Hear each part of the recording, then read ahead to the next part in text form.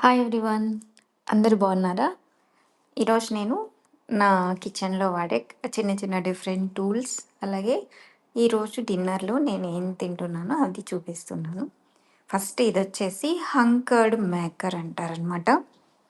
So, దీనిలో మనం పెరుగుని వేస్తే ఆ పెరుగులో ఉన్న ఎక్సెస్ వాటర్ అంతా కూడా కిందకి డ్రైన్ అయిపోతుంది.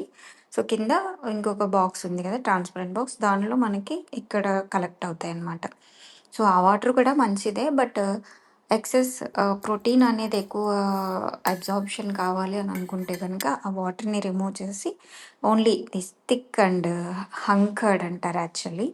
సో, దాన్ని తింటాము. దాన్ని తినటం ద్వారా మనకి ప్రోటీన్ అబ్జార్ప్షన్ అనేది ఎక్కువుంటుంది.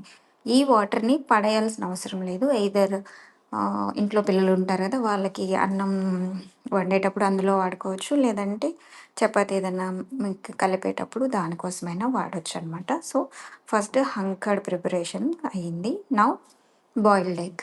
సో, ఇది ఎగ్ బాయిలర్ అనమాట. కొత్తది. సో, దీన్ని వాడటం చాలా ఈజీగా ఉంది. ప్లస్ నాకు బాగా నచ్చిందేంటంటే, దీనిలో బాయిల్ చేసిన ఎగ్స్ యొక్క షెల్ తీయడం చాలా ఈజీగా అనిపించింది నాకైతే.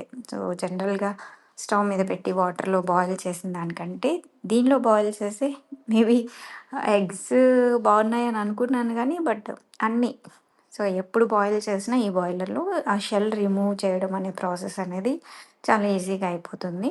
సో, దీంట్లో వాటర్ మెజర్‌మెంట్స్‌కి 3 రకాలుగా ఇచ్చాడనమాట. సో, హార్డ్ ఎగ్ కావాలా? లేదంటే లైట్‌గా సాఫ్ట్ ఎగ్ కావాలా పౌచ్. సో, దాన్ని బట్టి వాటర్ మెజరింగ్ ఇచ్చాడు మనకి.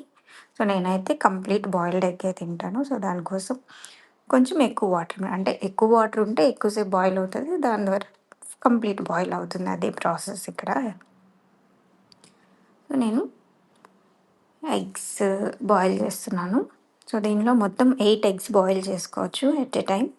సో, కింద వాటర్ పోసి దానిపైన ఈ ప్లేట్ పెట్టి, ఈ ప్లేట్ మీద ఎన్ని ఎగ్స్ కావాలనుకుంటే అన్ని ఎగ్స్‌ని ప్లేస్ చేసి స్విచ్ ఆన్ చేస్తే, సో, అది ఒక పక్కన బాయిల్ అయిపోతూ ఉంటది.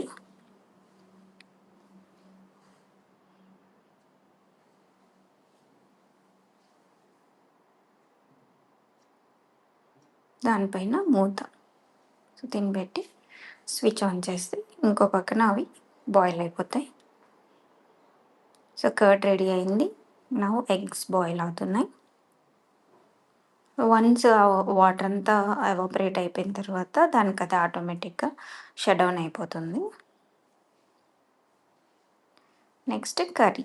సో, కర్రీ కోసం ఒక చిన్న సొరకాయ తీసుకున్నా.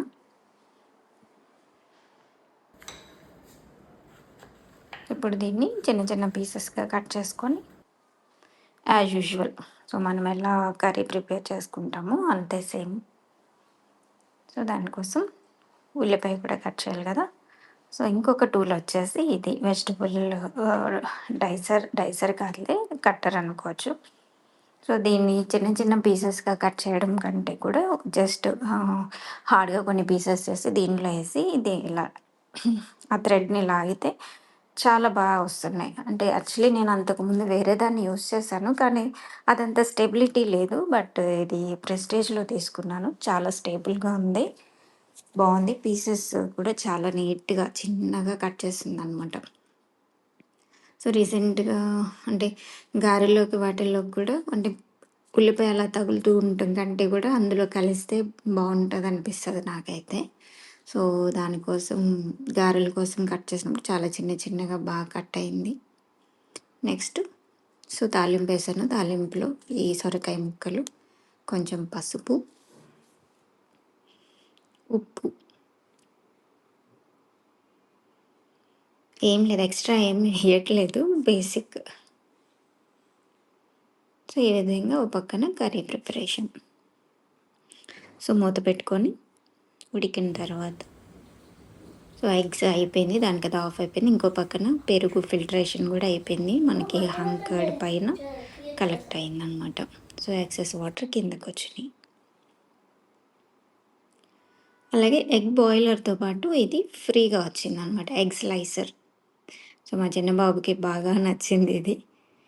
సో, దాని మీద పెట్టి ఇలా ప్రెస్ చేస్తే ఇలా చిన్న చిన్న స్లైసెస్ చూ చూడటానికి చాలా బాగున్నాయి. సో ఈ విధంగా ఎగ్ స్లైసర్ అనమాట ఇది. సో విడిగా కూడా దొరుకుతాయి. నాకైతే ఎగ్ బాయిలర్తో ఫ్రీగా వచ్చింది. So this is my plate. Thank you. Subscribe for more videos. By by.